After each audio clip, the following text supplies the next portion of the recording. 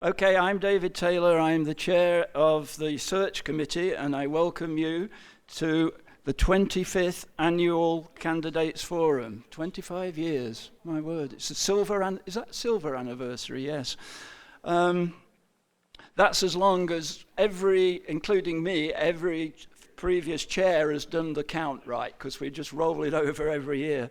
But 25 years we've been doing this. The search committee consisted of Esther Goldstein, Steve Cartonis, Fred Pilster, Paul Rush, and George Tuttle. I thank them all. They did a wonderful job, and they were a wonderful team to work with. Thank you. And also I want to give a special thanks to Linda Irwin. As I said to perhaps some people who were there this morning, she keeps us on the straight and narrow, and she's unbelievably strict. So, yeah. So, well done, Linda. Thank you. Thank you all. Before we really get into it, let me just say, a few housekeeping. Could you please turn off your cell phones? I think I turned mine off. I'm not quite sure how to do it. This program is being recorded today, so for those that you've got friends that aren't here, please encourage them to look at it, because it's a good way of really getting to know the candidates and how closely their views are to yours and how you see the future. I thank Jason Rasmussen for being the videographer, and for making sure that these microphones work, which we'll see how that goes this afternoon. There are 2 open positions of the 7 total board members for this year, and as you can see, we have 4 candidates. If you haven't seen their platforms, you can get a copy at the back. The candidates are, I'm going to try and do it this way: Julie Adamen, Donna Gruninger, Ann Ellison, and Don Taylor. And Don is unfortunately not a relative of mine. Sorry, Don. Let me look. Okay, seating at the table there is, as you see, is... Yes, it isn't in alphabetical order. It's actually, it didn't work out that way. Except for me. Yes, yes, you are, yes. We drew lots as to who would speak first, and for helping me, we've sat them in the order that they're going to speak. Also, they'll make opening remarks for 3 minutes. Julie will be first, as I say, and we've agreed that they will just go one after another. There won't be an introduction from me, so they'll just go 1, 2, 3, 4. They are given 3 minutes for an opening statement, and our very experienced timekeeper there, Mr. Paul Rush, has got the cards, and he gives them a 1-minute sign, a 30-second sign, and get off sign. So that's it. Perhaps what we'll do is we'll start with no further ado, and then when they've finished, I'll go over the ground rules for the questions. That's perhaps the best way of doing it. So without further ado, Julie with her opening remarks. No applause, really? Oh, you definitely will after. Hi, everybody. My name is Julie Adamen. I have lived here in Saddlebrook for a little over a year now, but been an owner about a year and a half. Forgetting telling you that I'm new here. I am, obviously, but the reason I ran for the board is because my background is homeowners association management and consulting. For those of you who don't know or get it, there actually is a whole business around homeowners association from this side and this size down to 10 units or 30 units. There's a whole industry that is dedicated to managing associations and helping boards of directors and other community volunteers in their duties. And so in that capacity, I was managing back and started in 86, and I was just telling the folks here, I keep telling people I've been in the industry for like 34, 5 years. I added it up this morning, and it's actually 40. So I know, really weird. So anyway, I started out in Palm Desert, California as a manager. The last real management job I had, I was the GM of Palm Valley Country Club, 1,274 homes full of happy people, all condominiums, all on 2 golf courses with a country club, etc. From there, I started my own business, Adamen Inc., and we are a consulting service. We do executive recruiting and placement, consulting. I have online classes for managers and for board members. I'm a designated expert in community management, meaning I can testify in court. And let's see, I've done just about all of it. So the reason I wanted to come here and just offer my help, I have no agenda. I have nothing specific I want to complain about. This place is beautiful. All places of this size are going to have something that is wrong with them in the eyes of at least 1, 2, or 40 of us, always. And there's always a solution to that problem one way or the other, and I'm just asking that I can be a part of that solution if I got the 1 minute sign already. Oh my God, so much pressure, Paul. So anyway, if I can be of help, I would really like to do that. So I'd like to ask for your vote, and for those of you who would vote for me to be in this position, thank you. For those of you who don't, maybe I should thank you more, because I've been on the other side. I've been in the Vivian position, and you know, this is a tough job. It's a tough job for the manager and the staff. It's a really tough job for the volunteers, because you know they get paid so well, right? And this is the way people get on boards. You'll only take an hour a month. Don't worry about it. Well, I'm well aware it takes a lot more than an hour a month, and I'm ready to do that. Also, last thing to let you know is that, yes, I am one of the few people that still is actively working here in Saddlebrook. I work out of my house. My husband runs the back end of the business, and I'm the front end of the business, the face, the marketing, and I'm the one who goes and does the speaking and talking and teaching, et cetera, et cetera. So with that, he's looking very closely at his watch for 30 seconds. I don't really have much more to say other than, you know, when we started looking at homes in Arizona, we knew we were going to move here. My husband's from Arizona. He's from Tucson. He went to U of A many, many years ago. His brother lives in Catalina on 2 acres, which is where all of our RVs are over there, thank heavens. Free. But anyway, I knew I wanted to live here, though I looked at several other communities before making this decision. Why? It's a beautiful community, and I want to tell you, you have a great vibe here. I can walk into communities and tell you how people, whether they're happy or whether they're not happy, just by the feel, just by having a drink at the bar or going out to the golf course and talking to people or just walking around the community with the dog. You have a wonderful thing here, and I would just like to be able to be a part of it. Thank you so much. Have a great afternoon.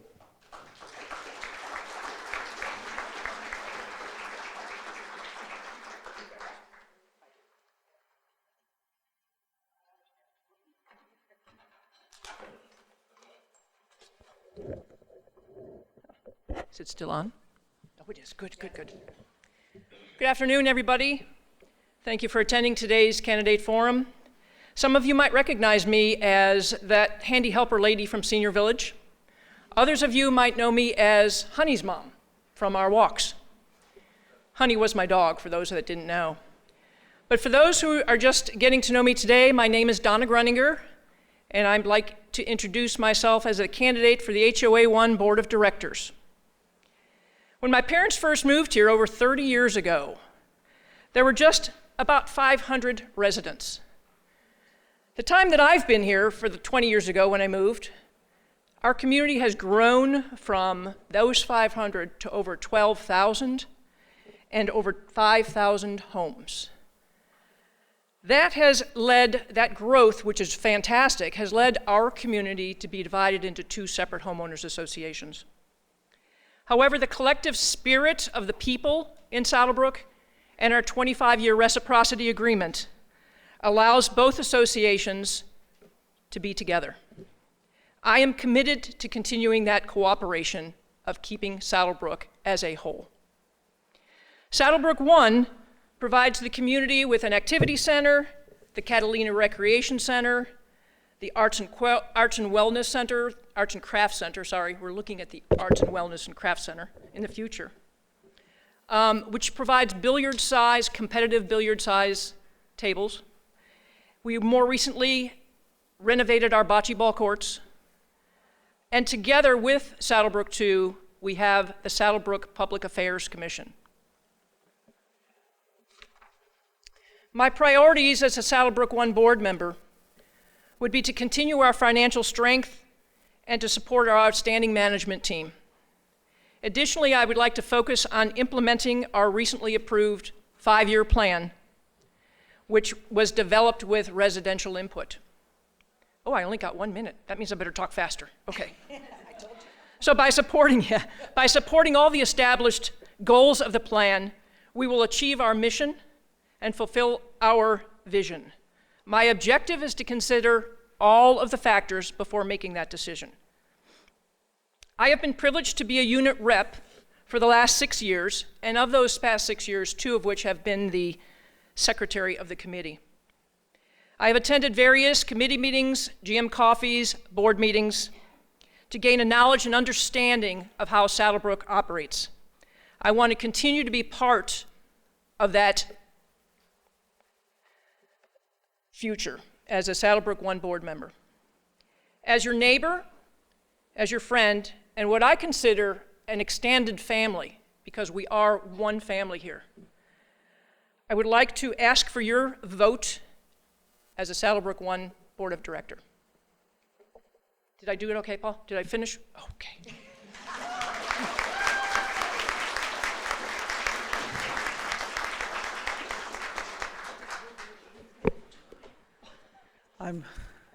I'm next, and I'm gonna. Hi. Okay. Good afternoon. I'm Ann Ellison, and I'm really happy for this opportunity to speak with you. And before I start, I'd like to thank the search committee for putting together this forum. I'm the eldest of 5 children. I grew up in the suburbs of Minneapolis, Minnesota. I went to law school at Tulane University in New Orleans, Louisiana. And after law school, I clerked for a federal judge in New Orleans for 2 years.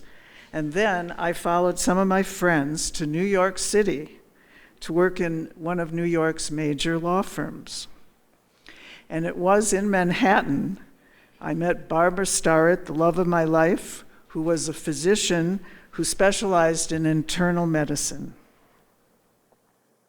Years later, we visited my parents, who retired to Arizona, and we ended up retiring here in Saddlebrook. Yay, Saddlebrook. Yay, Saddlebrook. I have had the privilege of serving on our board for the past term, and as your president for the past 2 years. It has really been an honor to serve with my fellow board members and to support our management team, all with the aim of ensuring that our community continues to thrive and be the best that it can be. After much consideration and some encouragement, I have decided to run for another term, and I want to share with you why. Over the past 3 years, your board has accomplished a great deal, from overseeing the maintenance and improvement of our common areas to enriching our planning process. Our collaborative efforts have ensured that Saddlebrook 1 remains a wonderful place to live. However, there is still more work to be done.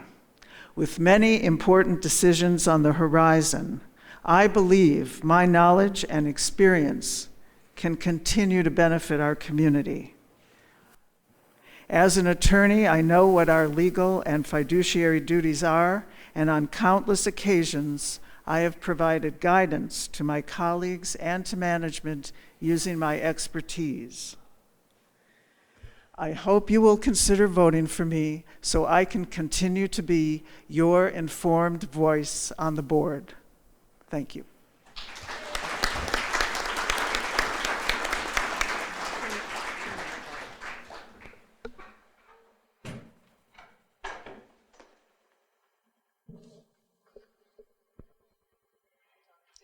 It's on. Good afternoon. Thank you for coming here today. I think this looks like a pretty good turnout. I am Don Taylor. I have been on the board of directors for the past 3 years. Many of you may not realize this, but the board of directors votes for corporate officers annually, usually in early January. I've been elected as treasurer for the past 2 years. I have 3 priorities for next year. The first is the new Creative Arts building. Management has proposed building a new Creative Arts and Wellness building and a major renovation of the existing Arts and Crafts building, which was built in 1990. This will be the biggest project attempted by Saddlebrook 1 to date. We need to determine exactly what the building should be, design it properly, determine what it really will cost, and how to pay for it. Although the final numbers are uncertain, the total cost of this project will be approximately $5 million or $2,500 per household. To obtain the funds for this project, the required minimum cash balances for operations, capital improvement, and replacement reserves have been drastically reduced. Financing proposed through management's 10-year plan is to use available funds in the Capital Improvement Fund, all the funds earmarked for the renovation of the existing Arts and Crafts building in the Replacement Reserve Fund, and spend down all available cash in the Operating Fund and Replacement Reserve Fund to the revised minimum balances. The proposed spending plan only requires a majority vote of the Board of Directors. No homeowner approval is required.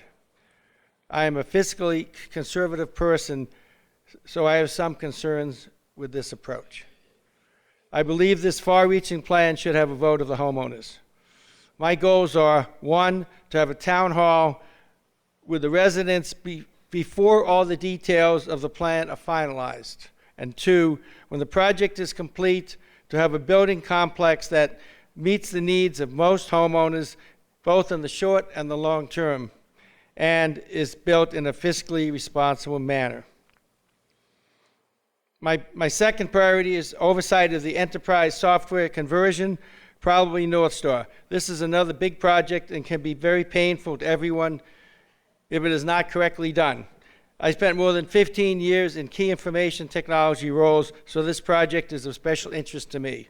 My third priority is an update of 5-year plan. I would like the board to review the plan in June, add an additional year beyond the expiring year, and update the plan incorporating more measurable items into it. Goal is to eventually have a 10-year plan. I look forward to your questions. Thank you.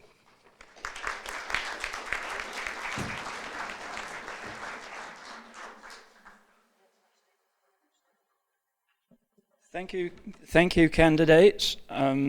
So now it's your turn. It's your turn to ask questions. You're invited up. We have 2 microphones, one for the people at the front, one for the people at the back.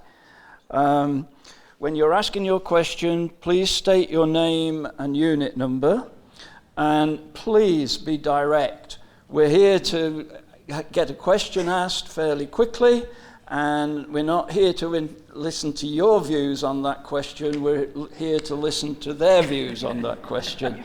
So please be as direct as you can. Say 30, 45 seconds should be enough to get the question out. In case you all run out of steam, we did invite questions. This year I didn't get too many. In fact, I've only got 3 and I've received 1 today, so 4. But if you're a bit shy and don't want to ask a question at the microphone, there's some cards at the back, and you could go and write a card up, and one of the search committee will bring it to us here, to me here. The responses, I'm glad I'm not on a time limit, I must say. The responses are limited to 2 minutes. They don't have to speak for 2 minutes, but they get 2 minutes. The first question will be answered first by Julie, and we'll go down the line. The second question will be answered by Donna first, and go down the line and back to Julie, and so on. And we'll keep going through that order as long as I don't lose track. Around 3:20, 3:30, I will check with you all to see if you're getting a little bit tired and would rather go home or you want to carry on. Other than that, we'll start with the questioning. Please, we've got a lady at the back. Hi, I'm Kate McLeod. I live in Unit 3 South. I've lived here since 2008. So the question for the candidates is this. Strategically, how are we in Saddlebrook 1 addressing our improvements vis-a-vis Saddlebrook 2? For example, in the arts and crafts building that's being proposed, are we potentially duplicating what is in Saddlebrook 2, or are we complementing what's there?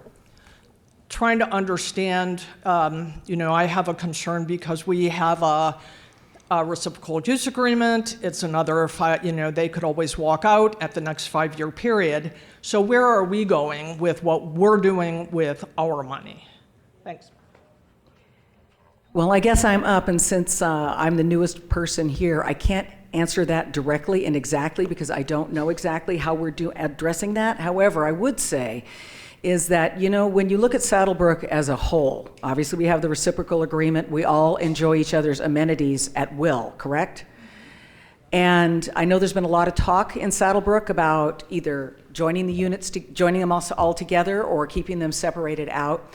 And, just if you think of it this way, each one is its own thing. As you know, they're separate nonprofit mutual benefit corporations, and each one has to look to its own well-being, whether we're together or whether we're not. So again, I can't answer that specific question, so I'm not even going to bother trying to do this, but I'm very well aware of the situations that are going on within both communities, and looking at whether they have an activity center and we have one with 12,000 residents and more on the way. You're shaking your head no?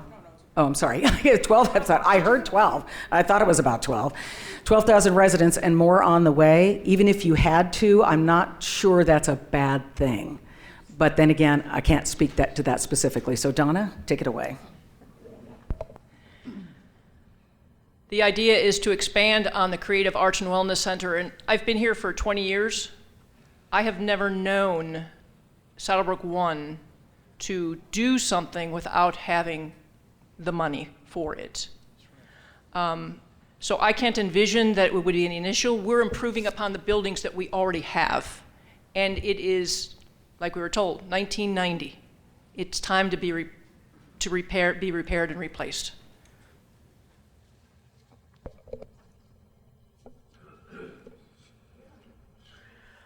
Okay.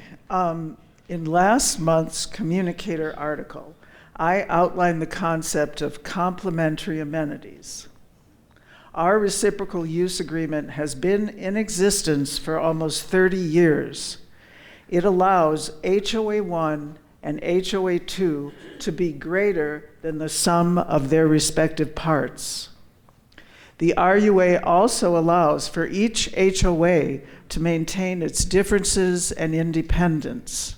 The two communities are a little different. HOA 2, for example, allows the public to come in and use its amenities. We do not, we're private. There is a risk-benefit analysis that should be done with both HOAs if they withdraw from the RUA. I hope HOA 2 appreciates what HOA 1 brings to the table here. Many of the clubs that make Saddlebrook the wonderful place it is have more HOA 2 members than HOA 1 members. Nobody cares. All members of the clubs are treated the same.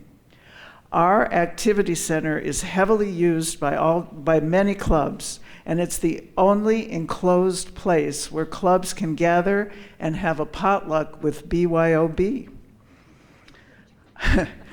That's a very important thing. Our billiard center is also a unique facility, again, heavily used by HOA 2 residents.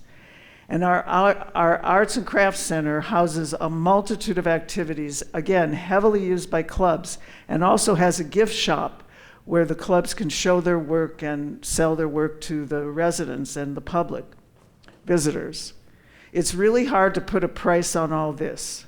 That's why the RUA continues to endure. It makes us greater than the sum of its parts. And if anyone wants a copy of my article, I've brought some. Thank you.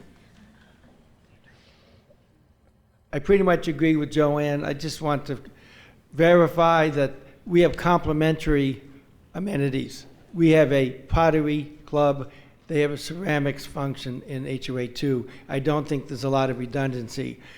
I consider that one of our roles of the board is to make sure that we maintain and modernize our existing facilities. And I do believe that we do a very good job at that, and we are very conscientious. So the HOA 2 people should be confident that we will keep up our portion of the bargain. Thank you. Okay, next question, please. Hi, I'm Sandy McNabb from Unit 2, and I have a question specifically for Don. In your platform, what I heard is the Arts and Crafts Center. You want a town hall and the residents to vote for it and more like that. Am I correct?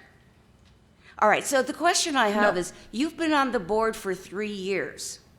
Have you already brought this up to the board? Have you worked with the board to make this decision? Or where's it coming from?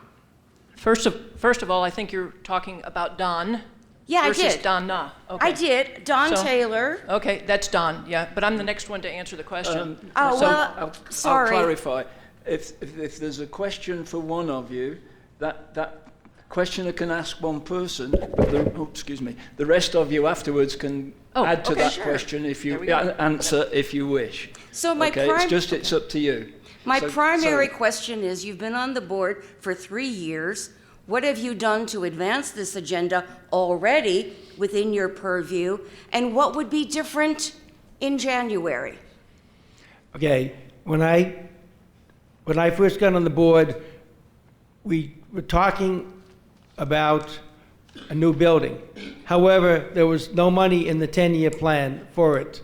In my first year working with management, we got $1 million into the 10-year plan for this building. Last year, we added more, and we're up to about $3 million. We did not know exactly how much this was going to cost. The numbers have gone up, so we still need to figure out how we're going to pay for this. But I do believe we should do this, and I think it'd be a real asset to HOA 1 and to the community. So we have been working on this, and we have made great strides in the last 2 years. Okay. I hope that answers your question. Would anybody else like to comment on that? I guess we've asked Donna first, then Joanne, then Julie. I can only answer that from the standpoint that as long as I have lived here, we have never done anything without having the cash to be able to pay for something. And we do ask the residents for input. So, and even if we were to ask for special assessments, I would be the first one to say, thank you, but no, I've already done that.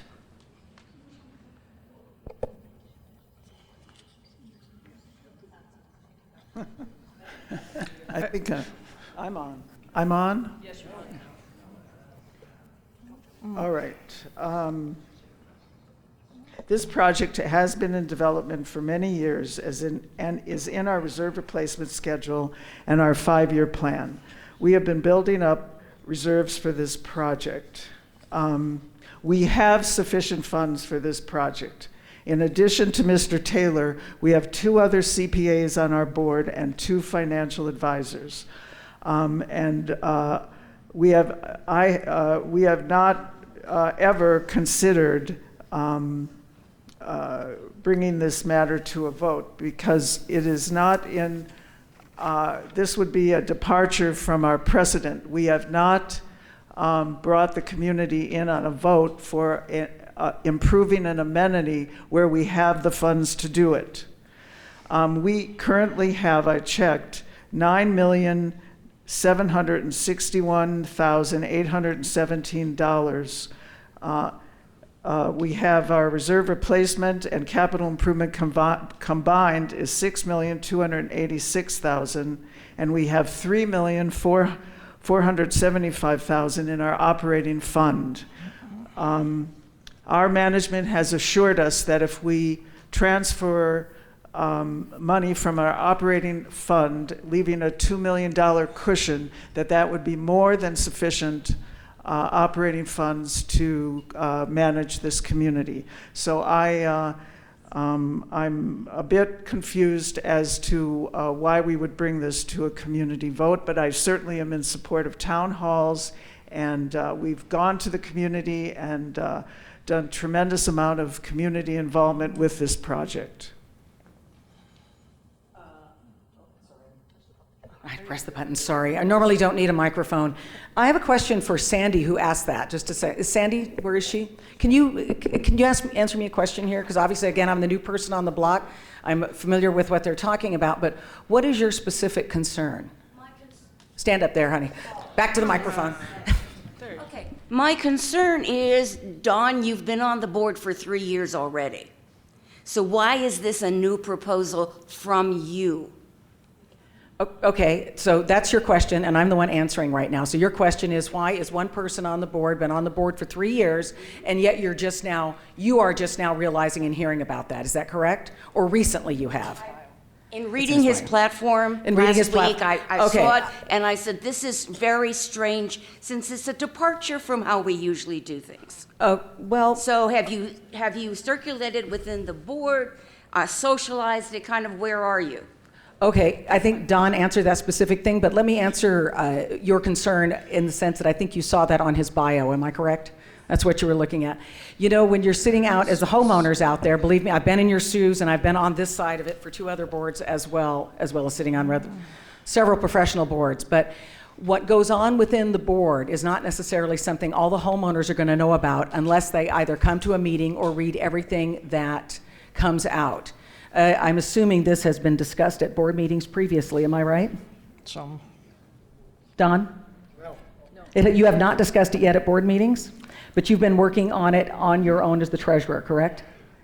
Yes. Sort of, yes. Last year at the Finance Committee, our general manager came out with a number of $3 million for this project. Now it's about going to be $5 million. The numbers have changed as we've gone through this process. I was very comfortable we were with the $3 million. With the $5 million, I think we got to rethink this a little bit on how we're going to pay for it.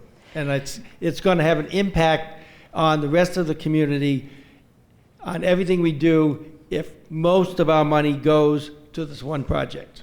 And that's why I have a concern about this. And his concern is, regardless of that, thank you for that answer, by the way, the fact that it's only just now coming out to the owners would not be anything unusual. Nothing has really been written in stone. He has his concerns. The prices have changed, but nothing has been decided. Am I correct in that? Correct. And so this is something the board would take up. And is this something that will require a special assessment? I'm hearing no. So I believe, they don't even have to have a town hall to do this. They can do it on their own. However, this community, at least this board, as I have sat and watched them work, along with the general manager, they are very focused on giving you as much information as, I'm giving the time's up sign here, giving you as much information as possible, and I'm sure they will continue to do so. This is a big project, and if they have a town hall, they'll answer all your questions. That would be a normal course of action, regular business. I think we've beaten this one to death. So I've never had that situation before where we've had everybody exchanging views around the table. I wasn't quite sure how to handle it. I think Kate was first. I'm sorry, she was at the back. But then I guess we have next, plenty of time. And I don't mean to direct my questions only to Mr. Taylor, but he honestly, out of the 4 of you, was the only one with some extremely specific items on his platform summary. So I don't want to beat it to death, as you said, but honestly, a special assessment approved by the board does not require a 2/3 vote. The CCNRs, anyways, the board has done assessments in the past when the golf courses were being renovated, and it was definitely more than $500 a year. I looked through my records, I don't have it. Anyways, so the other question I have for you, Mr. Taylor, is this discussion about a 63-hole all Saddlebrook annual golf membership. I'm trying to understand what the purpose of that is, and how does that help us in one. Not to say that I have a strong desire to separate from two, but they have a lot of issues going on, and I don't want any part of their issues. We've already gone through our money trouble. Coming here in 2008, my CSF went up a lot. They're having a lot of issues, and I'm trying to understand how does that benefit us. Do you want to? Okay, I guess I have to go Actually, first. it's Joanne is be the next. Are you clear on the question? Was he? Oh, she was just taking it to her own? Okay. Okay, this is more of a concept than any details. The general idea is to appeal to people to move into Saddlebrook, an opportunity, if you first move into Saddlebrook, to get a membership that would cover both HOAs. It would be only for the people who are brand new to Saddlebrook or thinking about coming in when they come in. And the idea was to limit it so that neither HOA would be adversely affected financially. So this would be limited to like 10 or 15 people. The expectation is those people would decide after a year or so where they want to play. HOA 1 has done a really good job maintaining our golf courses. HOA 2 has had some issues, but they are working to catch up. And it is important that people look at Saddlebrook as a whole in addition to just your HOA. It is just a thought. It would take a lot of discussion with HOA 2. Actually, I got the idea from somebody over there. It's not my original idea, but it's just a idea. I'm an active person on the board. I do come up with new ideas, and this is one of them.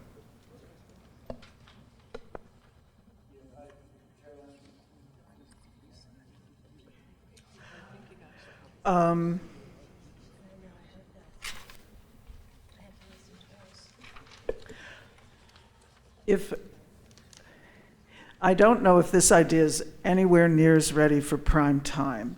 Right now, a new person, as Don said, moving into either Saddlebrook 1 or Saddlebrook 2, they have tools at their disposal already. They can purchase a punch card or a preferred membership, and that allows them to golf in both places for a very reasonable price. When you start talking about a joint membership, I agree, or my inclination, I'm really not an expert on our golf program. But I would think that would, what's in it for HOA 2? I would think that has the potential to harm our golf program. And this is the type of idea that should be sent over to the golf committee and to our excellent golf management team for analysis. This really is not ready for prime time for the community. Thank you. Is it me? It's you. It's me. Okay. Am I on? Am I on? Testing. Bueller. Listen, I hear a lot about this HOA 1 and 2 separation, which bothers me a lot. Not that I think we should be, or that honestly, professionally, I can tell you, joining our two associations together, I'm going to step in it right here, is going to be nigh on impossible for those of you who think that would it have been a good thing originally? Yes, but it'll be nigh on impossible. I've been through that situation before with HOAs. But I will tell you that as goes Saddlebrook 1, so goes Saddlebrook 2, as goes Saddlebrook 2, so goes Saddlebrook 1. People buy in here because of the whole thing. Half of them don't even know which association they're in when they buy.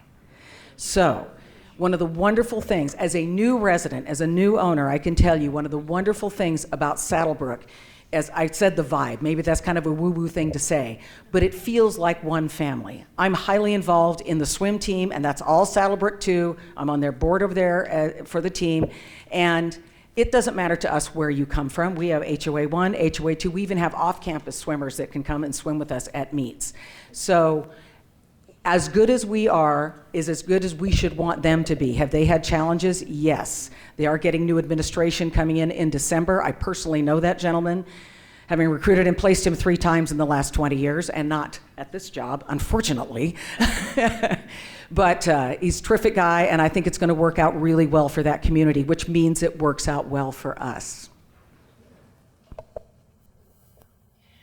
Not being a golfer, the only thing that I can say is I would have to say why. If our folks want to golf over there and golf all of 63 holes with the reciprocal use agreement that we have in place, they can go ahead and do so without any financial risk. Rest of HOA 1.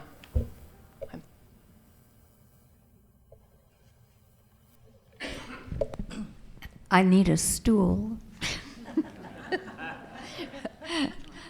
1.5 hours of use of a leaf blower and a gas-powered leaf blower is the equivalent of driving from here to the Canadian border in terms of pollution. Air pollution from 2-stroke gas engines like leaf blowers, as well as their noise pollution, is unconscionable. Many government entities across the nation are banning and phasing out their use in their jurisdictions. If elected, what will you do about this problem in Saddlebrook?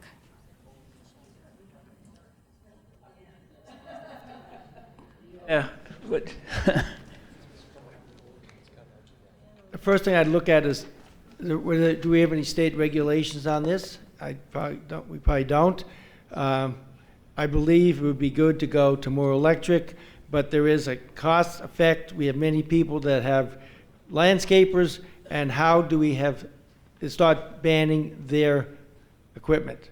And I just don't have a simple answer for this one at this point in time, except it's more complicated than just prohibit it. Yeah, this is something that comes up all the time in our industry. It gets talked about a lot. If you come from California or you have friends there, you know that this is a big deal for them. Having managed large associations in California, they've been talking about this since the 80s. Now they're going to kind of get into it now. But there are several things to think about when you start thinking about electric blowers. Are they going to be plug-in? Where are you going to plug them in? To the homes? Oh, that's not going to work. Then we're going to have some sort of method to plug them in. If they're going to be rechargeable, where are we going to recharge hundreds of blowers?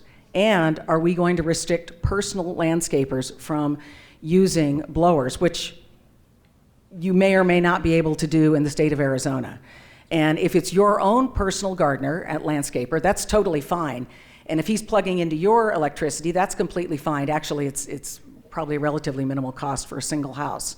But when you start looking at scale of these, I mean, how many leaf blowers do you think they have here in this community just for HOA 1? Probably 250, easy, probably more than that actually. So when you start thinking about these issues, I'm not against them, but what I'm saying is that it's more to, well, there's this much pollution. Yes, there's this much pollution. However, implementation of projects of this size is ginormous, and you must realize it has to start with the committee's a committee willing to take it up, the staff coming in and saying, this is what it's going to cost, and then putting that cost out to the owners, and having been through this process, not specifically for blowers, but for other similar items, tree trimmers. I have 30 seconds left. It goes down because your cost is going to go up. So that's just something to think about. It all sounds really great until you implement it at scale. And then we can't make HOA 2 do it. And they're bigger, a lot bigger. Anyway, it's just something to think about. I'm not trying to be negative. I'm trying to be more of I'm a realistic person, and I've been through almost all these situations.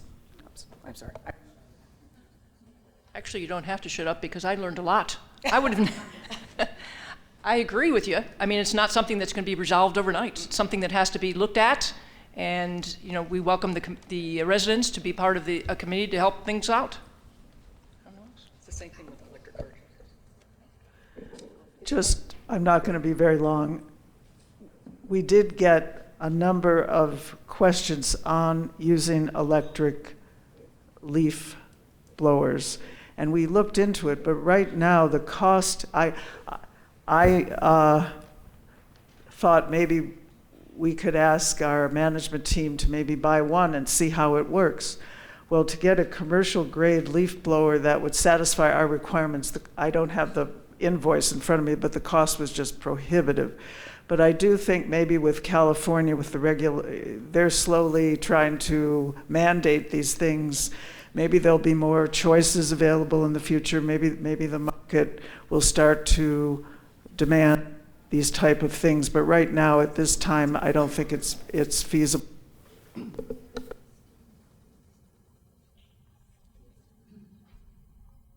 I'm Sue Murphy from Unit 9, and I just have to say I was really disappointed in the lack of communication that occurred with the shooting on Rolling Hills.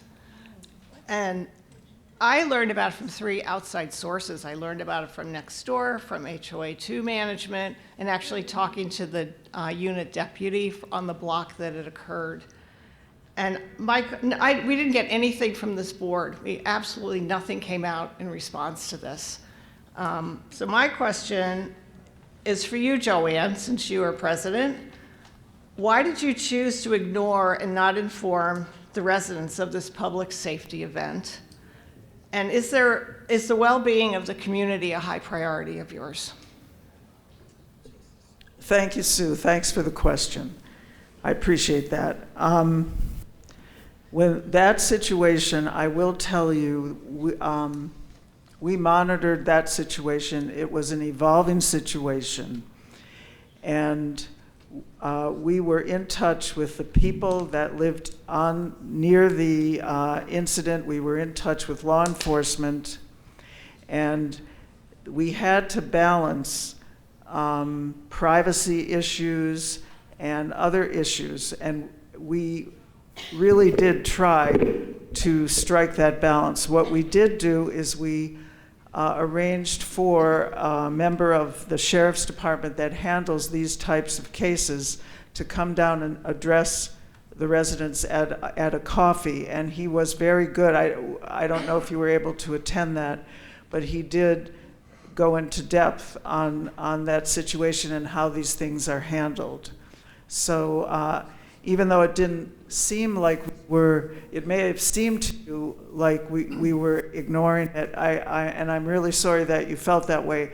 I do want to reassure you that we were watching it hour by hour, minute by minute, and we were working as hard as we could to protect the residents and also to have the sensitivity that is needed for that type of situation. So thank you for asking the question.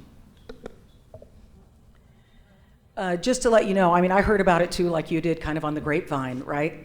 And I do want to say that the board walks a very tight line here.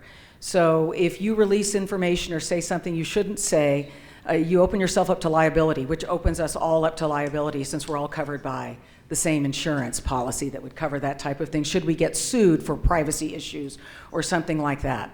I will say, and most of you know there was a situation up in the preserve where a couple of homeowners got arrested. Are you aware of that? Am I telling you now and you don't know? you all know about this, right? And HOA2 kind of went in the other direction. They gave so much information. When I saw that, I thought, wow, that didn't get run through their insurance agent or their attorney. So I think this was a really good way for them to handle it. I actually was unaware of the GM coffee. I don't know where I was, but still, that was excellent. I did not know, and that would have been the way I handled it. Maybe one more thing, if someone had thought of it, but it's not that big a deal, just a quick blip. I would have had my attorney write it, our association attorney write it, and say, this is what we can say, just to let you know, as a special email. But I wouldn't hold it against them. They did a good job on that.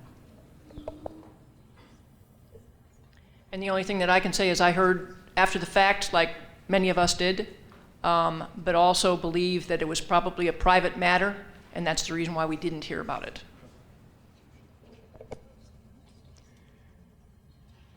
I think that the management and Joanne did about as well as I think they can on this, given the concerns about liability and privacy. So I'm not going to second guess this.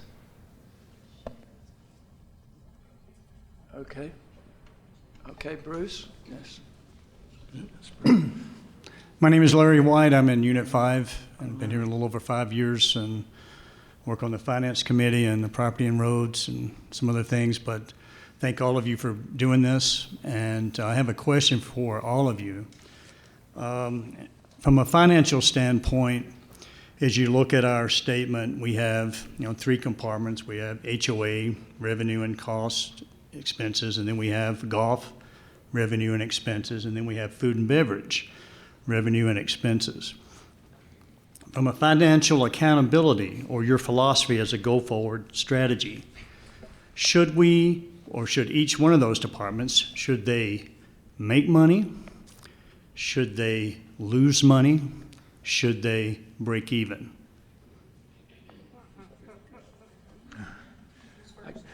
Well,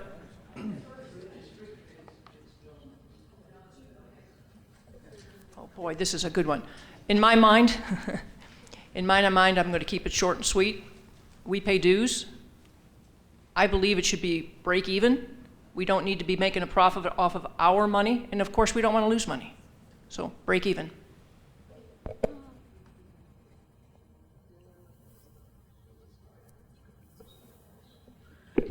Thanks.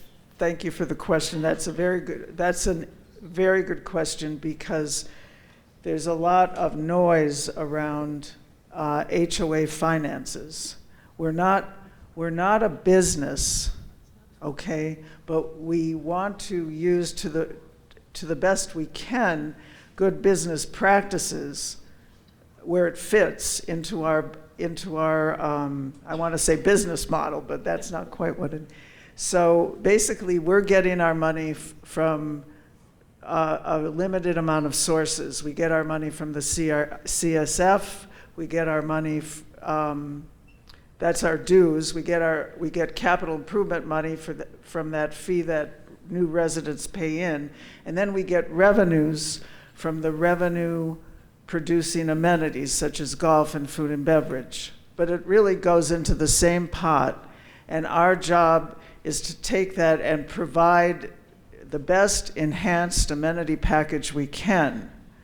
And we have established financials now where we can look to see it's a trend. We look at the trends and whether in terms of our revenue making businesses, we look at those trends so we can see if where the trends are trending up and where the trends are trending down, and we try to manage those as best we can.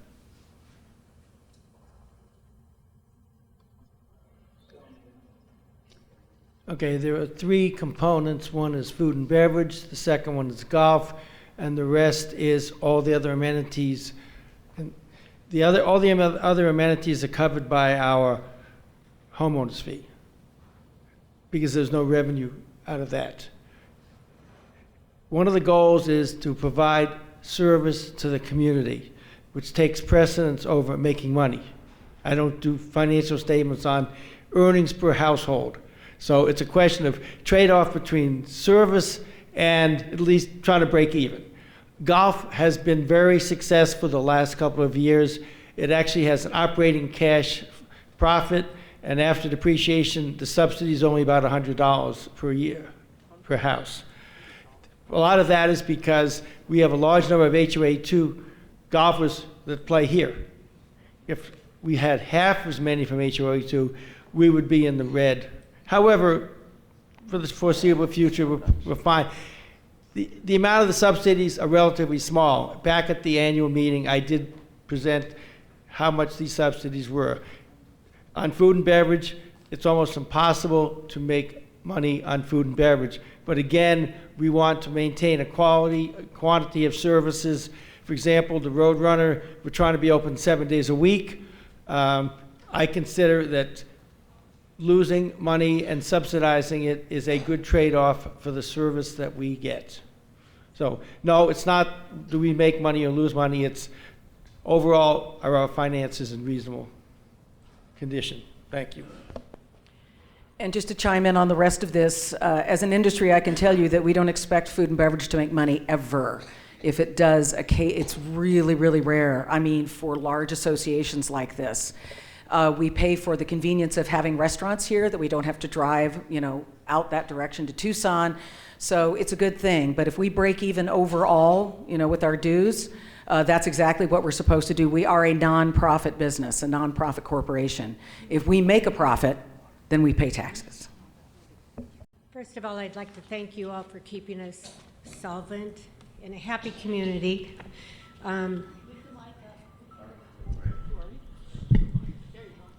Thank you for keeping us solvent in a happy community.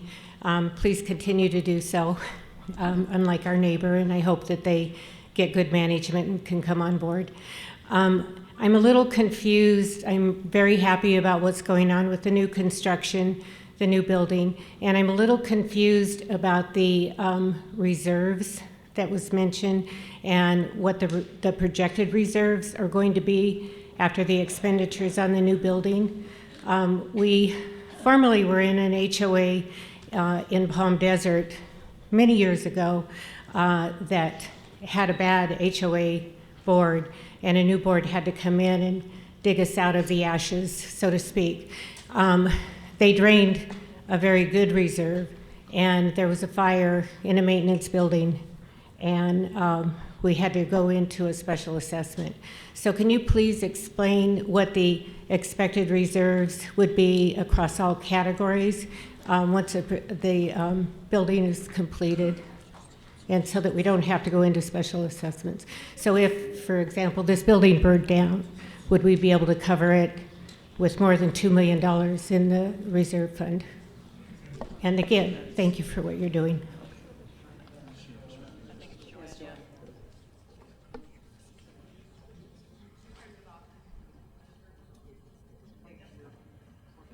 Okay.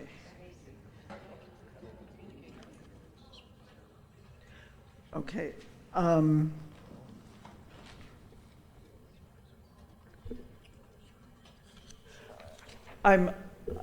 In terms of and I think you're asking, and tell me if I'm wrong, you're concerned about the project that we're going to attempt now. I mean, the project that we're looking at to bring into completion. Okay, first of all, nobody has pricing for this project. We are in terms of money, in terms of whether to, the total end price, we really do not know what the price of the project is, okay? We have not gotten any pricing. Right now, the project is in development, and we are waiting for county approvals before we can get construction drawings. And it's not until we get construction drawings that we can hold town halls and then take the project out to bid and know finally our pricing. So any type of estimate of what a building would cost is way, way premature, number one. Number two, way long ago, when we were far, when we had no reserves, it is true that we assessed for certain amenities, the clubhouse, and to bring those up to par. But during that period, and this was about 10 years ago, we established policies, and it was debated by the Finance Committee at the time, and there is a $2 million a cushion in our reserves, plus inflation. And we have been maintaining our reserves, and that was determined to be an adequate amount of reserves. And I will tell you right now, this board will never pay for things that we can't afford. That is not how we operate here in Saddlebrook 1. We assess, we reserve for the project first, and then we spend the money.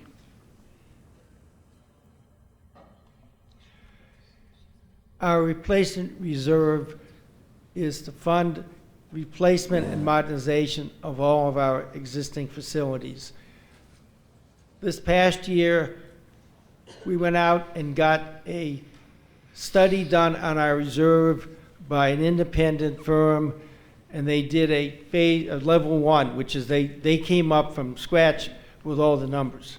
And they came back with, we are adequately funded using all the parameters. We are very well funded at this point to cover everything. I do not have an issue with anything we have to date. My concern is down the road, if this cost of this building keeps going up, it gets increasingly hard to pay for it out of our existing cash. But again, as Joanne said, we don't have actual numbers, although we did get last month a $4,140,000 estimate from the architect on this building. There were other components that are left out, which is why I come up with my $5 million number. But we have been very diligent, keep maintaining our finances. We've been very fiscally conservative. And it's a question going forward on how we're going to do this building. I have absolutely no doubts about how we've been doing things in the past. A question for you back again. You were talking about the association you were at in Palm Desert and the building burned down. Is that correct? Well, if that burned down, they should have had insurance, which will cover the majority of replacement. So they either let it lapse or they had it very poorly insured, one of the two, which is against their fiduciary duty. I certainly don't see that here in this association. So if a building burns down, we have insurance. Most of it's going to get covered there. Is there a deductible? Oh, yeah. Yeah. Might there have to be a special assessment? Well, looking at the contingency fund that we have in this association, I would say probably not. So I don't see any problem with that whatsoever. This association operates at a higher level. I looked at all that before I moved in here. And I just have one other thing to add was either the March but I believe it was the April communicator, the replacement reserved fund was defined very closely, and anybody who read it knows that we're in very good shape.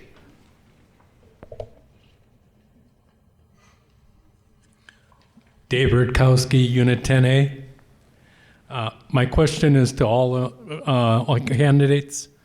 Over the course of the last 20 years here, the project that you're talking about has been on the talked about list. Why was it not put into a 10-year, 5-year, 10-year, and 20-year plan and dues or assessments put into it so that we had proper money ahead of time?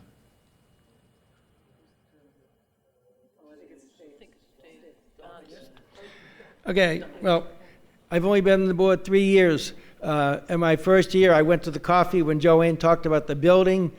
I went back home, looked at the 10-year plan, saw no money for it. So I've worked with management to move along and get money into the plan. How much it's going to be in the final number, I don't know. But at this point, we're trying to plan ahead as much as we can. This next year, we will get actual good numbers on this, and then we'll reassess. Just to address your question about the 10-year, obviously I wasn't here, but I can speak from my experience in the industry. This is the bane of community management, whether you're at a volunteer or whether you're a paid person, is that we have rotating board members, right? So he's asking the question of people who were not even on the board 10 years ago, so they can't answer that question. What often happens in these situations is people, when they rotate out, maybe someone got sick, maybe just couldn't be on the board, maybe they passed away, maybe they moved, and their ideas and those plans go right out the window, and other people can come in and pick them up or not. So I think what they're doing right now, getting the numbers on this particular building, if it was 10 years ago, it's too bad that didn't happen then. But unfortunately, it's something we have to deal with and move on forward. Move on forward, I'm adding to that. The 5-year plan was just recently approved with resident input. Mm-hmm. So we move forward with that and go from there. I'm good with all of that.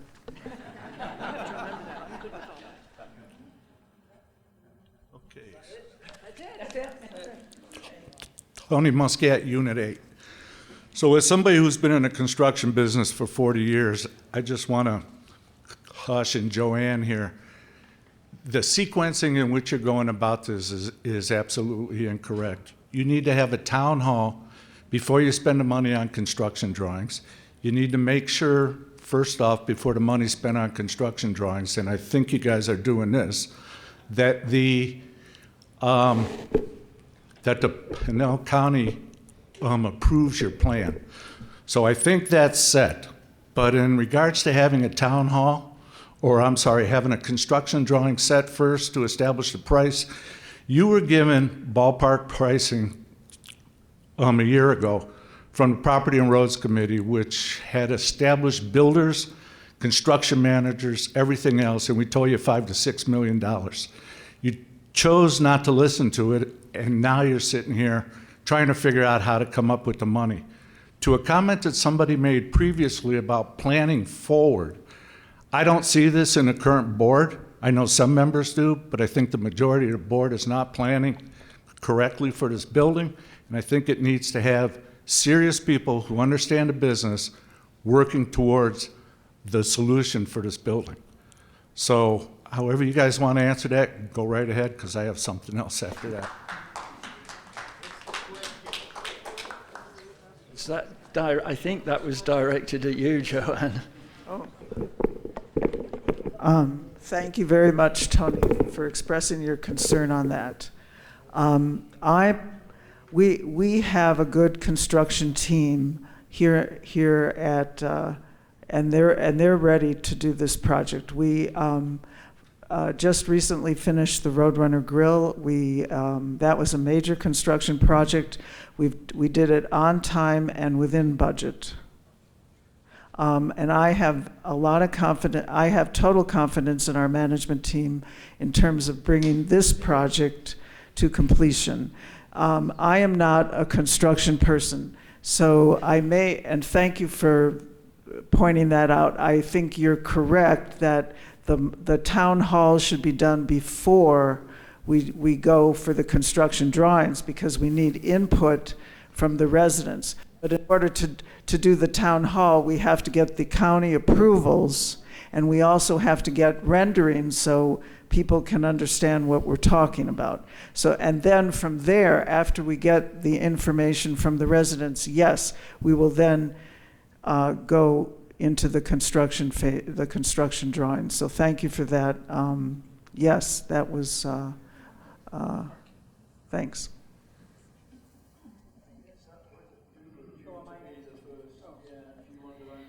Well, I'm sorry, I really can't answer it because obviously I'm new here. I'm not specific to it, but I'm not understanding what you were saying in the sense that you thought the town hall should come first before what? From a sequencing standpoint, you should have a town hall prior to having construction drawings She's correct. paid for. Okay. Okay, There also okay. has to be some permit approvals before Right, those yep. construction drawings Yep, are yep. done. And so you're saying that that was not done? So I'm just correcting her on her sequencing plan because it's okay. completely out of whack. Okay, okay. I can't speak to it, I'm sorry. I'm just gonna have to defer to them with this particular project. Go ahead. I would say the same thing, but it's my understanding as well, not as to right or wrong, that we have discussed somewhat of the design with the groups and the groups' needs and looked at that in comparison to what we currently have. But yes, a town hall needs to be held. You're absolutely correct, because I was the leader of that group. Sorry, can we let Don talk? Tony was involved last year, meeting with all the different clubs and coming up with detailed requirements. This year, we have a subcommittee of Property and Roads that's doing the same thing. If you finish the construction drawings, you've got a pretty well laid out plan. I think that should come after we have a chance to get input from Joe Average Homeowner, of which I'm one. Because I've never been invited to any of these subcommittees meetings. I don't know anything about them, what they did. There were no minutes. So I've had no say. I've never been asked anything about this. So I would like to come to a town hall and have a chance to ask a few good questions. So I think that I agree with you. Okay. Okay, thank So, you. Dave, so can I is ask there another question? Well, there's nobody else asking one, so yes. Okay, so this question is specifically for Ann Ellison.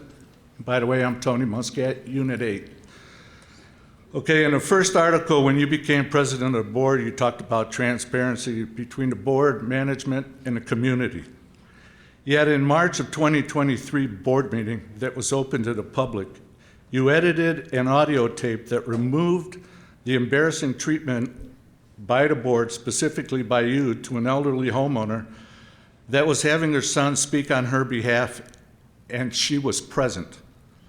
Then you posted the edited version to the community for all of us not to hear how it went. That is also in violation of Arizona Open Meeting Law 33-1804. So my question to you is, please tell us and all the people here and all the people who are going to be watching this on video why we should vote for you when you have not lived up to your goal of transparency, along with not providing a plan for Saddlebrook moving 15 and 20 years out.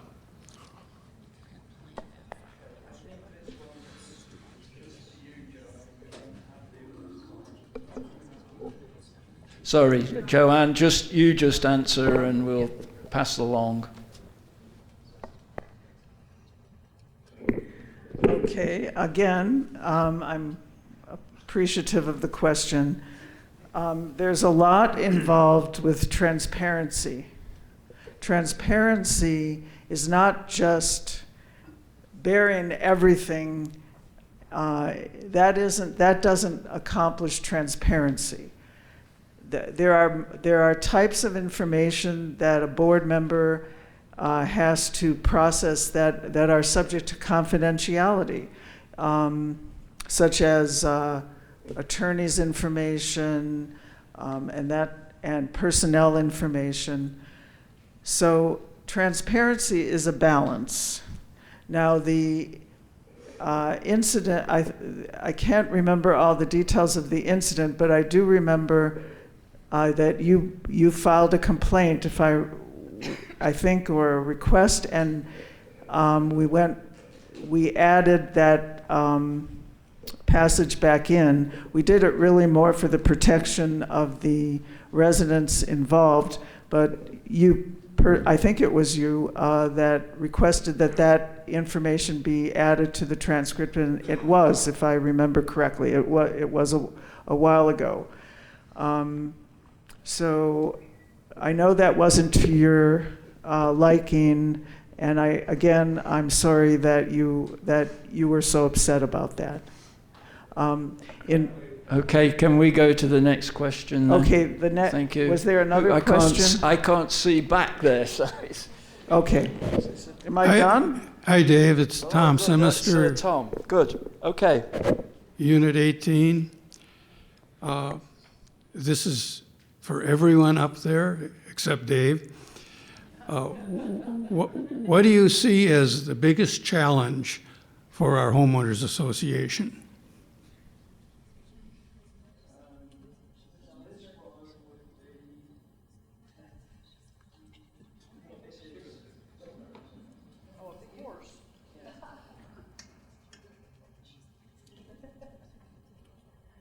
Julie's up here saying, good, I get to go last. I get to hear everybody else's comments. I think the biggest, for me, looking at it, I just love our Saddlebrook community. So I don't know that there really is a big challenge because it's great. Where else can you walk around this community or walk into any community and everybody is waving at you? Hey, how you doing? Have a great day. Where else can you see the sun rising over those mountains or the sun setting and the mountains turn pink? This is the place where I want to retire. So just keeping it the way it is and moving along the way we are with the plans that we have, I'm happy with that.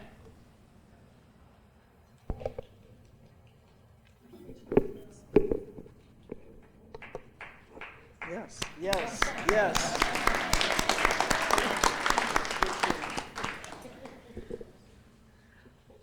It is a challenge because we have new people coming in. We have a wonderful thing here, and the challenge is to keep it so special. And as you know, it's hard to keep it all together. You know, people come, people go, employees come, employees go, and it's a constant juggling and balancing act, and we're so grateful to the management we have, and I think it's our people.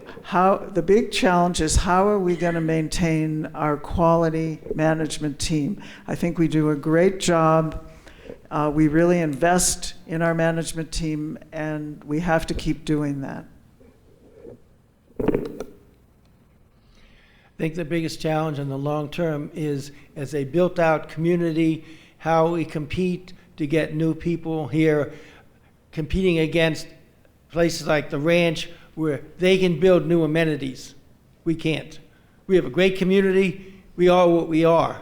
But the issue will the longer we go, the more it's difficult to compete with new places. But I think we just have to accept that we're a built-out community, and if you look at Saddlebrook, you compare us with other built-out communities if you're looking to buy here. And I think on that grounds, we will win every time. I think the biggest hurdle facing us, as it does any aging community, meaning that the community is aging and the residents age as well, especially our 55 and over communities, is to attract new owners while keeping the current owners as happy as possible with what they have. It's a huge balancing act. So if you have new owners, they want to come in and they say, well, you know, God, I'd rather have this cable, or maybe we should all have Starlink services or something like that. And you have the other residents who are like, no, I really don't care about that. They don't want the change. It's all about that balance. I mean, I have dealt with communities high-rise communities where people didn't want the carpet in the building changed in the main hallways because that was what was there when they bought 30 years ago. I'm not kidding you. I'm not kidding you. This is a real thing. So you're balancing keeping both, attracting new people, keeping your residents, your current residents and future residents happy, as well as being able to pay for it all and make sure your infrastructure doesn't look like it's from 1990 when it's 2024.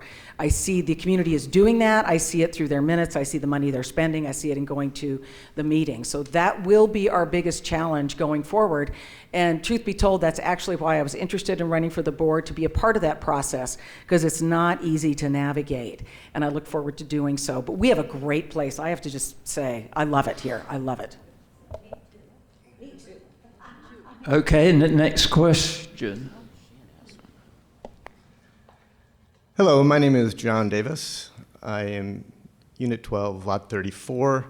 I've been 3 years on the 401k committee, 2 years on the finance committee, and prior to moving here, I was 15 years as the president of my previous HOA. On January 8th, I have a copy of the letter. On January 8th, Joanne sent a letter specifically to the heads of all of the committees. This is 1 month after she gutted the Property and Roads Committee, and specifically stated that the committees are not allowed to collaborate without express permission from the board.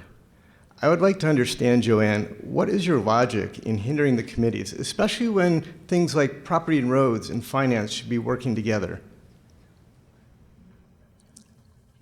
Again, I guess it's a question just for Joanne. Thank you, John. I appreciate your question. The letter in question, actually, Kathleen actually recently discussed that letter with me, and I know that you are unhappy about that letter, but what that letter really says is that the committees are advisory to the board. That was the message of the letter. In other words, the way the HOA is structured is that you have the actual board of directors, okay, and then the committee system is established to advise the board.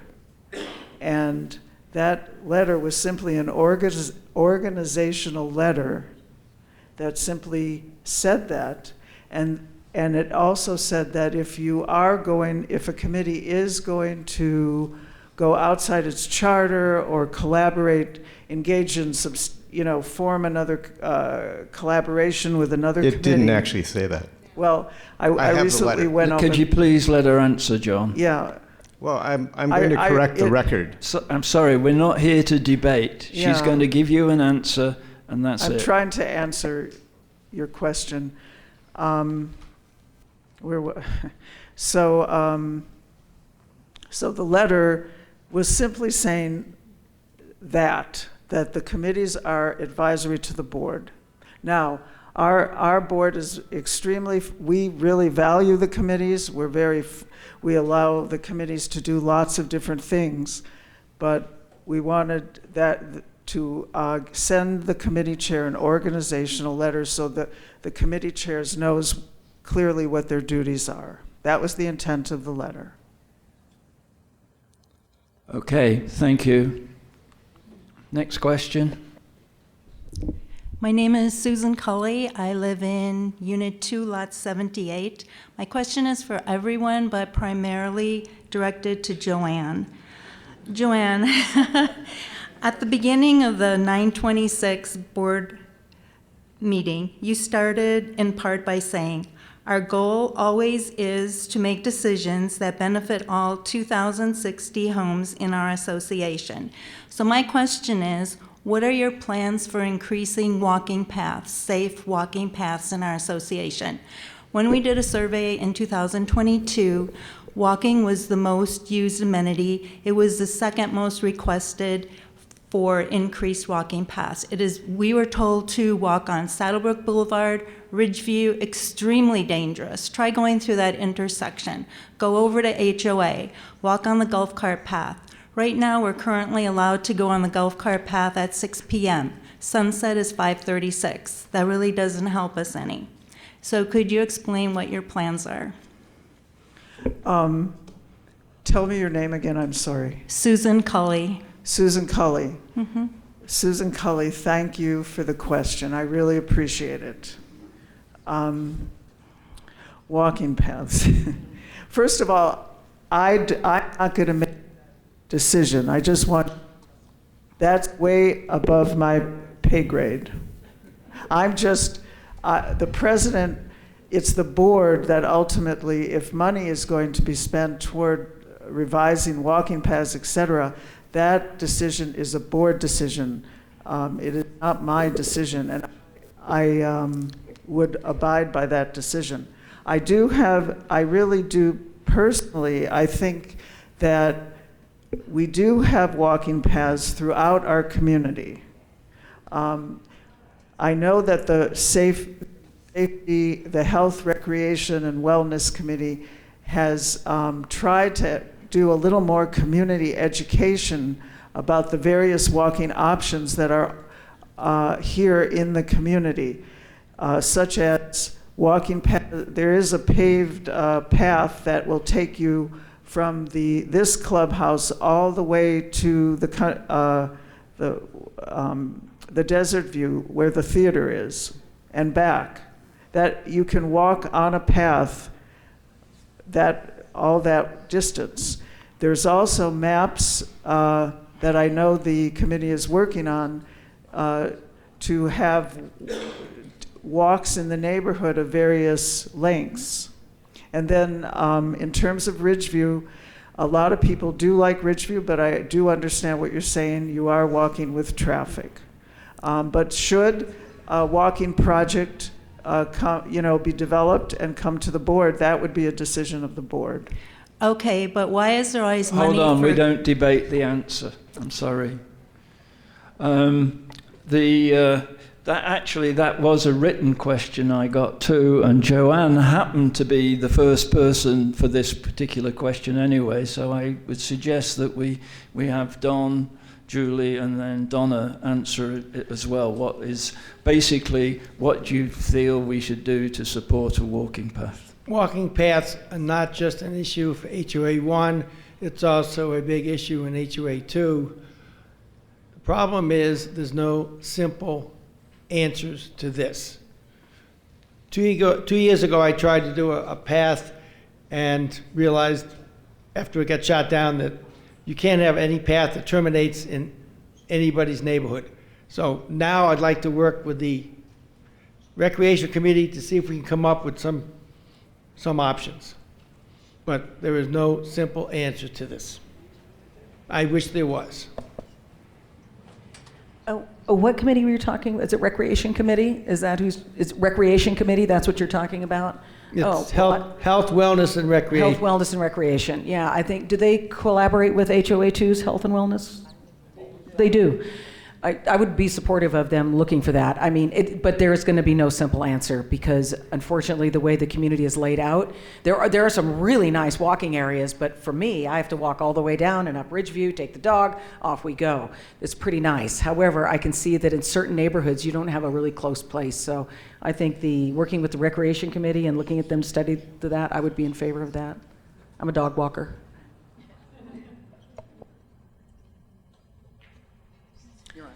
I'm on. You're on. I can say that I believe, just attending various meetings and stuff, we have done a study in the past. That doesn't mean we can't continue and expand upon that, but right now, we, HOA1, it's very difficult trying to cross, as you say, Ridgeview, Saddlebrook Boulevard. We just don't have, and you don't want to keep crossing the street. So that's the hard part. It's going to take a lot to study, and it's going to take a lot of money probably to come up with that.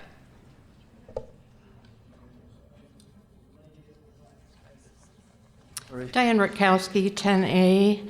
I believe I heard Joanne talking about not having a vote to spend $5 million because we have it.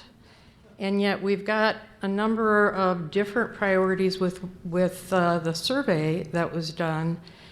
I guess I would like a vote on where to spend our dollars, or at least have an opportunity to have a discussion about the different things that are out there and perhaps let the community speak where we want to spend our money. $5 million is a lot. That sounds like one just for Joanne again, doesn't it? Sorry. I'd like everybody's opinion. If they were on the board, should there be some type of a dollar amount where the board can't just spend it because we have it? So you're asking really, should there be a dollar amount above which every project has to be approved by the community? When you're spending that amount of money, can we have a vote? Okay, I guess that's what she's asking. Is that me? Yeah, that's you. Is it me? I think so. We're on. Okay. You can certainly do that. That's typically a political matter more than a matter of, law, probably, or within the association documents. Don't forget, this is not a democracy, it is a republic, and you vote the board members to vote on your behalf. So I know that's what we're doing here, so you can see if whoever you're going to vote for is going to do more in your liking or what you're aligned with than others. So a $5 million threshold, it depends. If it's $5 million coming out of reserves, no, that's already been put there already for that. If it's $5 million coming out of thin air or one of the operating account, again, that would be a political matter and it would be a matter of policy for the board itself to set.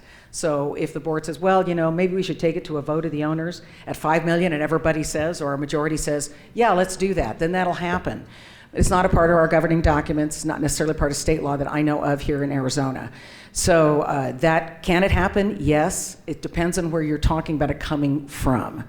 So again, it's a matter of policy on behalf of the board, and I'm happy to listen to all of it. But it's difficult. Don't forget, all these people here and the people who are still on the board, they volunteered to do this for no pay, and it's not all that fun.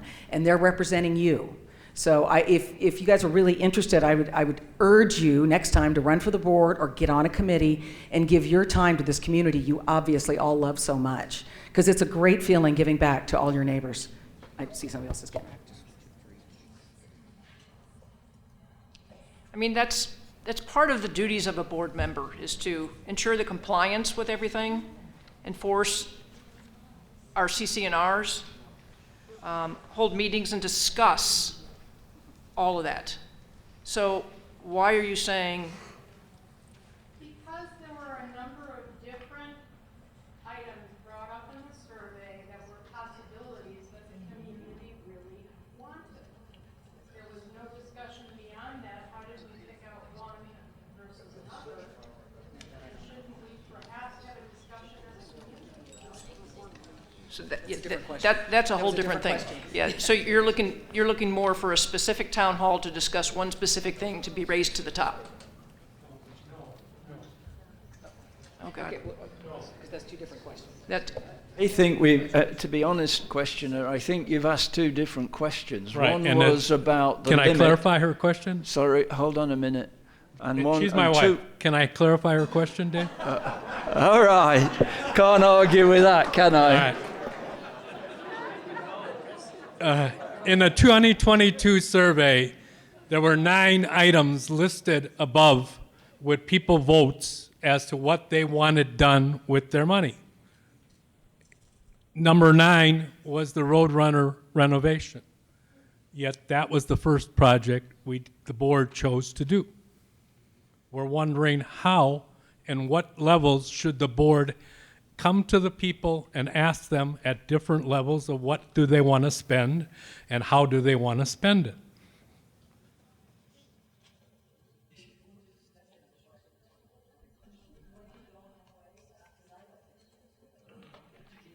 Why don't we answer that one question there?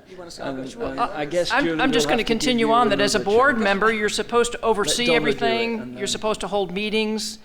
The whole idea is to represent the community as a whole. So I believe that in the future, by ensuring the compliance of all of our documents and holding town halls, we would meet the needs. I'm going to jump in right there. Can Yeah, you down go there, on then, Donna? Julie. Okay. You can- yeah. All right. Okay. So there was a survey taken, and how many respondents were there to the survey? Is there some ballpark figure? 52%. 52%. That's really good response rate, right? Okay, yeah, and you know what? When you take a survey of homeowners out there, don't forget everyone here in the community is not well versed like any board. I'm not even talking about this board. Is not as well versed in the money and where we are in the reserves and what's coming up to be paid for out of reserves. Okay, so if the board picked the Roadrunner Grill, which I would say that was a good call because that was looking pretty grim, as a new person, that's what I'm saying. But it's up to them to make that decision. A survey of the homeowners is strictly advisory. Now, how that was communicated back to you, I don't know. But I will say that they have that duty first, and that is their fiduciary duty, something they must do. So if that was number 9 on a list of 9, but the board knows that has to be done, we can get it done, we got the contractor, we've got the money, it comes up in reserves, that's what they do first. That is the duty of any board. So they did the Roadrunner Grill. Okay, hold on. We're not debating. I can't speak to that, but I don't know what's in play either right now. I don't know if of those 9 issues, all 9 aren't going to get done. Obviously, you know this, in a year, 2 years. How it got communicated back to you, though, I cannot speak to that. And so maybe that's where it's lacking. I cannot tell you that. But on the other matter, that's it. Okay, Joanne. Okay. The Roadrunner Grill, there you have it was somewhat of a balancing, again, by the board. There were safety issues in the kitchen. So that project was developed, and it turned out that in certain cases you can save a lot of money by grouping certain aspects of the project together. So if you're going to shut the Roadrunner down for 4 months to fix safety issues in the kitchen, that might be an advantageous time to then look at the front of the house and try to make some improvements there because you're losing revenue. I know that was part of the decision with the Roadrunner Grill, and that was discussed at finance meetings, property and roads. There was a transparent process by which that developed. In terms of this new bill, the Arts and Crafts Center, we, over the past number of years, we have surveyed all the users of that facility, all the different arts and crafts groups, by the way, many of which are in HOA 2, who would not have a vote should we take a community vote in this particular case. And this project has been in development, and like Julie said, there is a fiduciary aspect here because there is quite a bit of deferred maintenance on that facility that we really do need to bring up to update. So that's why the board is looking at that project right now as a priority project. And listen, I, again, am just one member of the board. If the board wants to take this to a community vote, if the board wants to assess the community $500 for this, I mean, I'm one vote on the board. I don't call the shots here, okay?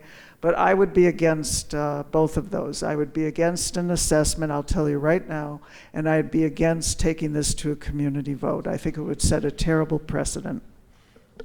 Okay, Don. When I came on the board, there was an initial plan to do the Roadrunner Grill in 2 stages, one in the back of the house to address all the safety issues, and then to do the front of the house. And that would have required shutting down for 2 different summers. So fortunately, a better plan came about to do it all at one time, which I think was a good decision. Whether it was a 9th priority or not didn't matter because of the safety issues, we needed to get it done. One of my priorities is to work on updating the 5-year plan, which we did a really great effort this year to get one out for the first time, to update that, to add years, so we can lay out for the next 10 years, what do we plan to do? And that would involve, we had meetings with the homeowners on the 5-year plan. I would foresee we'd have meetings on how to expand out to 10 years, and this is when we could add in all these other pieces that people talk about, so we have an overall scheme, which we don't have now beyond 5 years. Thank you.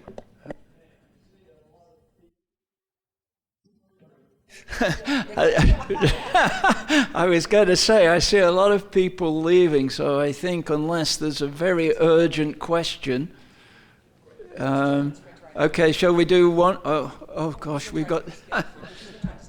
Yes, okay. John Reed, Unit 6. I just Okay. have one question. It's sort of a meta question, and just a yes or no. Do you currently or can you anticipate in the future supporting the merger of the 2 HOAs? Oh, who's first? That's Donna. Donna's U.S. We are already one Saddlebrook in my mind, with HOA 1 being financially stable, so no.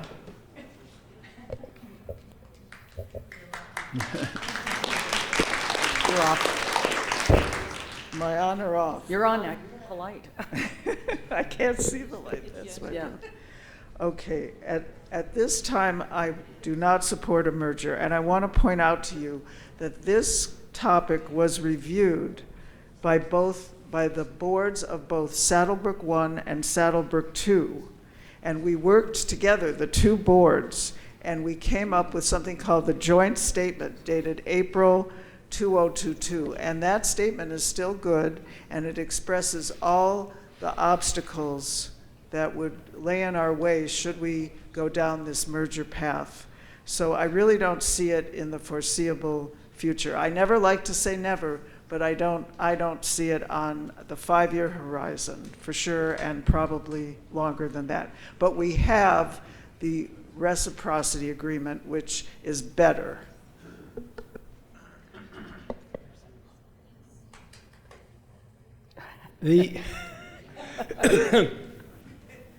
When I joined the board, I don't believe there was much communication between the 2 boards. Since I've joined this, there's been a massive increase in communication between the 2 boards, much more than there ever was before. The committees on HOA 2 do meet with the committees in HOA 1. We had to dig out of a big hole here in the early 2000s because we inherited old golf courses, old roads, and old buildings. And we spent several years doing special assessments and getting our finances in order. HOA 2 is now going through the same process. Until they finish that process and get in the same situation where we are, where we can maintain, I would not be supporting a merger, but we're trying not to do anything to hurt each other, and that's the most important thing. And I hope that they get caught up. And as I said previously, it's not that I wouldn't, I don't want to say no because you never want to say never. However, it's a massive heavy lift. And what it would have to take, do you know how much our dues would go up to take over some of HOA2's stuff? A lot. And what we would have to do is get at least, I don't know what the documents say, I think it's 75% vote of the owners, not just of ours, but of HOA2 as well. That is a 5 to 7 year communication plan to get people to go along with it. So that would be it's a very heavy lift. I have been there and done that. So would it have been great if we were one HOA in the beginning? Absolutely. But the truth is we're left with what we're left with. Okay, let's have one last question, as the lady's been very patient standing up there. Thank you. And thanks to you guys. I'm glad someone wants to do that. But my name is Kathy Kelly, and I am a snowbird here, and I live over in Unit 4. And I live right on the wild, wild west street of Rolling Hills. And I have one house between me and the gunslinger. And I see houses with bullet holes in them. There was a lot of shooting that went on over there. And we've been back about a week, and I've heard a lot of different rumors, and they all live on that same street, and so it's very hard to know what to believe. And I also understand the difference between disclosure and privacy, but I also, there are safety concerns over there. The gunslinger, I don't want to use any names or genders, but is back, and nobody knows what the status is. Now, I do understand about privacy, but indictments are public information. I've heard there are indictments, I've heard there aren't indictments, and if it's not public information and it's sealed, I can't think of a reason why that indictment would be sealed here.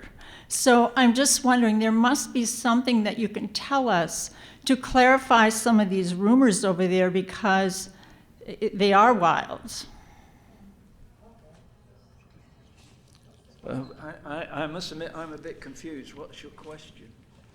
My question is, we didn't get anything, and I could not go to the coffee with the Sheriff's Department person because we weren't here yet. We've just been back a week. Maybe you could have another one, or maybe we could do something to answer some neighborhood questions, because, you know, there's just a lot going on over there. And when you have a neighborhood and you're one house away from the person that's shooting it up, you'd like to know some kind of status. So there must be something that wouldn't violate privacy that would make us feel a little safer.